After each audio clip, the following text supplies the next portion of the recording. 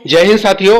दोस्तों, आज एनआईवीएस डीएलएड के बारे में एक न्यूज निकल करके अखबार में आई जिसने काफी एनआईवीएस डीएलएड अभ्यर्थियों को भ्रमित करके रखा है। यहाँ पर अभ्यर्थी लगातार इस बात को जानने का कोशिश कर रहे हैं, प्रयास कर रहे हैं कि आखिर इस खबर में सच्चाई कितनी है। जबकि परीक्षा नियामक प्राधिकारी कार्यालय से बताया गया था कि हमने शासन को प्रस्ताव भेजा और शासन ने जो है अभी तक इस बारे में कोई भी अपना निर्णय नहीं बताया है। इस कारण अभी इसके बारे में कुछ नहीं कह सकते। और जब सचिवालय पर देव शुक्ला की बात हुई थी, वहां पर मलय जी से, तो उनके द्वारा भी आप लोगों को जानकारी प्राप्त हुई होगी कि वहां पर मलय जी ने बताया कि एनआईवीएस डीएलएड अभ्यर्थियों के बारे में अभी अनुभाग 4 में कोई सूचना नहीं है, लेकिन अगर कोर्ट ने आदेश दिया है तो सभी अभ्यर्थी आवेदन कर सकते हैं और फार्म भरेंगे।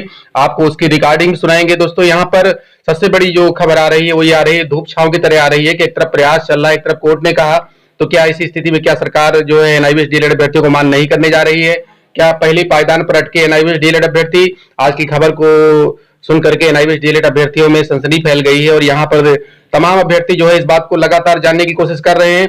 इस बीच में जरूरी हो गया था कि इस बारे में जो है एनआईवीएस डीएलएड अभ्यर्थियों से बात की जाए, जो कि संगठन का नेतृत्व कर रहे हैं और संगठन की लड़ाई को लड़ रहे हैं। यहाँ पर जैसा कि आपको जानकारी होगी कि इलाहाबाद हाई कोर्ट में केस 18/181 और विधिक टीम के द्वारा जो है लखनऊ खंडपीठ में भी जूनियर केस किया गया, जिसकी कि शुभम कुमार शुक्ला वर्सेस अदर्स। यहाँ पर सबसे बड़ी समस्या यह है कि जूनियर में जो कि एनआईवीएस डीलर के पक्ष में फैसला आया था और यूपी टेट में भी आया था कि आवेदन किया जाए, तो ऐसी स्थिति में अभी तक परीक्षा नियामक प्राधिकारी कार्यालय में शासन के द्वारा भेजा गया प्रस्ताव क्यों नहीं पहुंचा? और ऐसी स्थिति में सरकार अभी क्या करने जा रही है, जबकि अनुभाग 4 में भी इस प्रकार की कोई सूचना नहीं है, जो कि देव शुक्ला की रिकॉर्डिंग से जानकारी होती है।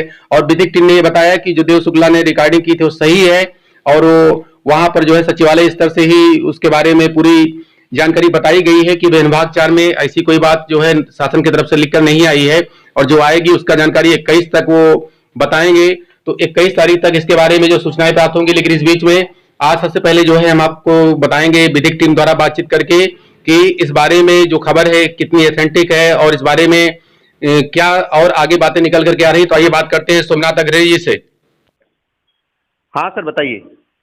हाँ सर, नमस्कार सर। नमस्कार, आपका स्वागत है। थोड़ा सा आज अखबार में निकला हुआ है, उसके बारे में काफ़ी अभ्यर्थी चिंतित हैं कि अभी तो प्रयास परीक्षा नियामक की तरफ चल रहा था, तो ये अचानक इस प्रकार की खबर जो है आई हुई है, तो उसको लेकर के क्या सच्चाई है उसके बारे में बताएं। क्या आपको जानकारी प्राप्त हो पा रही है?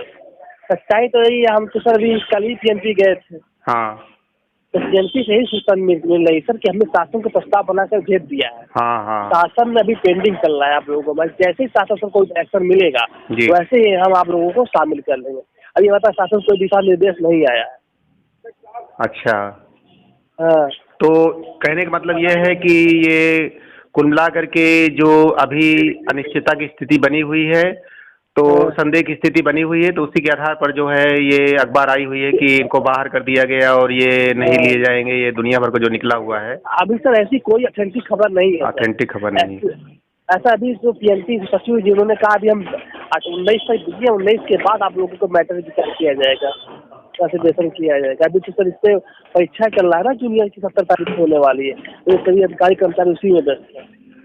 इस बीच में जो परीक्षा नियामक से संबंधित गतिविधियां हुई हैं, अगर आपके नॉलेज में हो कि क्या हुआ है सही से, क्योंकि कल मैंने कुछ रिकॉर्डिंग भी सुनी थी और उसको डाला नहीं चैनल पर, इसलिए कि पता नहीं कौन किस स्तर पर क्या बात कर रहा है, कौन से अधिकारी से मिल रहा है, कोई उसका प्रमाण नहीं था। तो ये बताएं कि परीक्षा नियामक प्राधिकारी कार्यालय से किस प्रकार का संपर्क लोगों का हुआ है, आपके संज्ञान में भी होगा क्योंकि आप भी प्रयास कर रहे हैं। देखिए, हम तो 2 बार खुद जा चुके हैं, 2 बार सचिव सर खुद मिले। एक बार हम गए थे जिस दिन ऑर्डर आया था, 8 को आया था, 11 तारीख को, 8, 9, 10, 11 को मिले थे सर जा करके। उन्होंने कहा देखिए ऑर्डर हमारे पास पहले ही आ चुका, हमने इसको शासन को प्रस्ताव बनाकर भेज दिया है, एनआईसी में शामिल करने के लिए कह दिया है। बाकी जो शासन अभी हमारे पास, उसके बाद हम लोग 2 दिन बाद गए, उन्होंने कहा अब हो सकता है 2 दिन बाद वो जुड़ के आ जाए। ये जो सचिव महोदय नए हैं, इनको कहा पता सरकार अपनी मनमानी करती है, हाईकोर्ट का ऑर्डर भी नहीं मानती है। इनको कहा पता, तो किसी ने कह दिया कि हम शामिल 2 दिन में हो जाएंगे। फिर दोबारा मिलने गए तो उन्होंने कहा सर, उन्होंने कहा कि अभी हमने शासन को प्रस्ताव भेज दिया, जवाब अभी तो नहीं आया। जैसे जवाब आएगा हमारे यहाँ पर नोटिस इस्तेमाल कर देंगे, आप लोगों को पेपर के माध्यम सूचना दे दी जाएगी। तो शासन प्रशासन की कार्यवाही के बारे में सचिवालय की कोई जानकारी आपको प्राप्त हुई है अभी तक? सचिवालय हम लोग बात किए, उन्होंने कहा आपकी आर्डर हमारे पास रखा हुआ है, इससे भी कोई निर्णय नहीं लिया गया है। बाकी हम जल्द से जल्द निर्णय लेकर आपको अवगत करा देंगे। हो सकता है हम लोग सर लखनऊ जाने वाले हैं, सचिवालय में बात हुई है अधिकारी से, उन्होंने कहा आप बताइए अपना काम करवा दें। खासकर बेसिक शिक्षा विभाग 4 पर कोई कार्रवाई हाँ खबर आई? सर देखो वहाँ हम लोग को नंबर 1 लोगों के जरिए मिला है, हाँ। जो बिहार के डायरेक्टर थे रज्जुल सिंह, उनका थ्रू नंबर लिया गया है, उनसे नंबर दिए उन्होंने कहा आप उससे बात करिए, आप जो हो सकता है वो सहायता की जाएगी। कोई रिकॉर्डिंग मैंने सुनी थी, उसमें 21 तारीख का जिक्र किया जा रहा था, तो क्या 21? सही, वो रिकॉर्डिंग अथेंटिक है, वो रिकॉर्डिंग अथेंटिक है? हाँ अथेंटिक, उन्हीं का नंबर दिया गया था। कोई मलय जी बात कर रहे थे शायद? हाँ वही, वो सही है सर। तो जो अभ्यर्थी बात किए थे कौन थे जो उन्होंने बात किया था? देव शुक्ला। देव शुक्ला तो परीक्षा नियामक भी गए थे बीच में? नहीं, वो नहीं गए थे, हम गए। अच्छा, आप गए थे। हाँ, तो बताया परीक्षा नियामक की जानकारी आपको प्राप्त हुई कि अभी शासन को अपने प्रस्ताव भेजा, उस पर कोई जवाब नहीं आया? नहीं है। और सचिवालय में आपने जानकारी की, फोन किया तो मलय जी से तो पता लगा कि जो है अभी अनुभाग 4 में भी कुछ ऐसा नहीं आया है? हाँ सर, अभी यही जो मैंने सुना था उसमें मुख्य रूप से ही समझ में आ रहा था। हाँ सर, बाकी हम लोगों अपडेट देते रहेंगे, हम बताते हैं क्या चल रहा है सर। बाकी इतना थोड़ा पेपर है जूनियर तो उसी में 1-2 दिन कोई कार्रवाई नहीं होगी। नहीं, वो सच्चाई है, पढ़ाई भी तो है बीच में। तो जूनियर भर्ती में तो मान्य किया ही गया है, तो उसमें तो बैठेंगे सब लोग। बैठेंगे। कब को परीक्षा है इसकी? सर संडे को था, परसों था 17 तारीख। अच्छा, तो कहने का मतलब यह है कि उसमें बैठेंगे। हाँ। यूपी टेट के बारे में अभी प्रस्ताव न आने के कारण इस प्रकार की खबरें आ रही हैं, जो कि अभी अथेंटिक नहीं मानी जा सकती, अभी इस दिशा में काम चल रहा है। हाँ सर। अच्छा, तो ये बताइए, क्वेश्चन और पड़ता है कि आपकी दृष्टि में बहुत सारे लगभग अभ्यर्थी हैं, लगभग मान के चलिए कि 1 लाख से ऊपर ऐसे अभ्यर्थी होंगे जो टेट की परीक्षा का फॉर्म भरेंगे उत्तर प्रदेश में। ऐसा आंकड़ा मतलब आ रहा है कि इतने लोग भरेंगे। तो इस पर 2 क्वेश्चन है। पहला क्वेश्चन तो आप ये बताइए कि क्या आपको लग रहा है कि यूपी टेट का फॉर्म भरने की डेट कब तक हो सकती है, उसकी लास्ट डेट कब है, और उस बीच में कितना समय इन लोगों को मिलेगा, भर पाएंगे या नहीं भर पाएंगे, उसके बारे में तमाम क्वेश्चन है। ऑप्शन 1 से फॉर्म भरें या शासन का इंतजार करें, तो आपको क्या लगता है इसके बारे में? 19 तक वेट करना उचित है।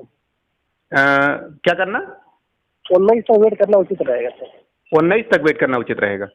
हाँ, मानी जो तो आपने तो कहा कि 21 तक आ सकता है, कुछ अभी हो सकता है 21 के पहले ना आ पाए, 21 को आए, तो ऐसी स्थिति मान लीजिए ऑप्शन आ गया तो क्या होगा? सर ऑप्शन होगा तो सर मान किया जाएगा सर, मान किया जाएगा। मतलब 19 तक अभ्यर्थी इंतजार कर लें, उसके बाद 19 को फॉर्म भर दें ऑप्शन 1 से।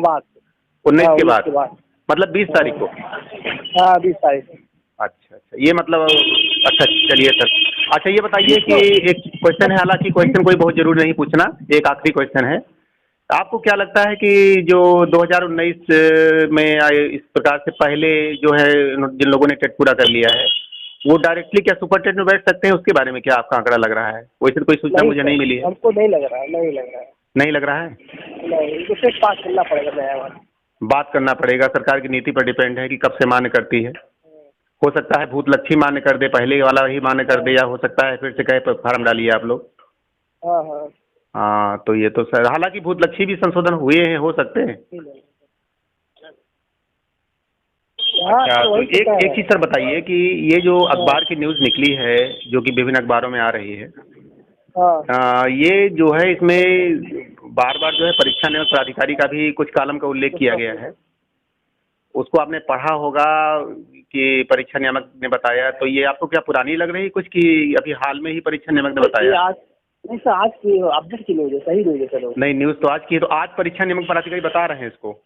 हाँ सर, अरे कोई मिलेगा जाएगा और बात ही कर सकता है सर। बात ही करेगा, तो बताया उन्होंने कि हमने शासन को प्रस्ताव